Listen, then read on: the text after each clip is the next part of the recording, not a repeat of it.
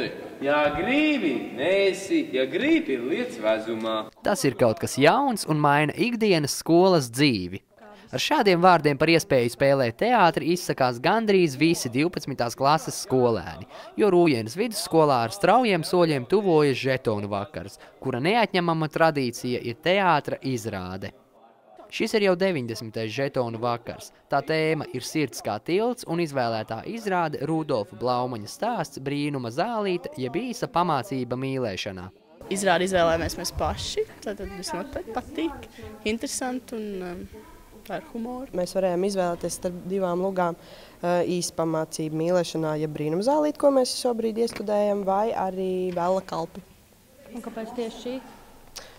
Tā sanāca, tā mēs kaut kā norunājām, jo Vēla kalpi laikam tas jau tāds noiets etaps. Tā kā Vēlna kalpa bija diezgan grūta, un tur vairāk ir jāspēlē zēniem, tāpēc mēs izvēlējāmies Brīnuma zālīti, kur zēniem ir mazāk loma un viņi ir vieglāka. No vairākām piedāvātajām izvēlējāmies šo, tamdēļ, ka Blaumanis pazīstams skolēniem pašiem, un arī mums vajadzēja pietiekami daudz lomu, tā lai visiem iznāk. Izrādē dejas iestudē Ilza Lipe, bet par režisori tika izvēlēta Rūjienas amatieru teātra režisore Aīda Vasiļeva, kurai šāds uzdevums ir uzticēts ne pirmo reizi. Es domāju, ka tā ir lieliska tāda tradīcija Rūjienas vidusskolā, kad uz žetonu vakaru visi tā kā viena sauja viens otru tā satuvina un viens otru uzmundrina, un nav jau viegli viņiem.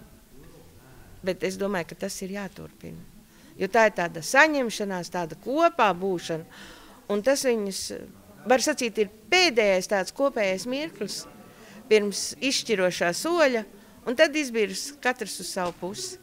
Teātris – tā ir dabīga darbošanās nedabīgos apstākļos, un par galvenajiem ieguvumiem jaunie aktieri un režisori min vairākus, taču īpaši izceļ vienu. Īstenībā šis ir tas brīdis, kas šausmīgi saliedē klasi tieši žetonu vakar mēģinājumu, visu tā gatavošanās. Nekad visi nav bijuši tik tuvu kā šobrīd. Tas ļoti saliedē klasi, un ir šausmīgi žēl, ka ir palikuši tikai 3 mēneši kopā ar viņiem. Klase ir palikusi saliedētāka, nākot uz mēģinājumiem, mēs viens otram veltam vairāk laika. Tā ir sava veida pieredze katram. Varbūt kāds izdomāja pēkšņi tagad iet par aktieru mācīties. Tā ir liela uzdrīkstēšanās būt neglītākam, ko tad cilvēks sacīs un kā es tā. Tas ir viens otrs teātris cilvēku attīst. Visās jomās, gan kustībā, gan stājā. Pilnīgi visā.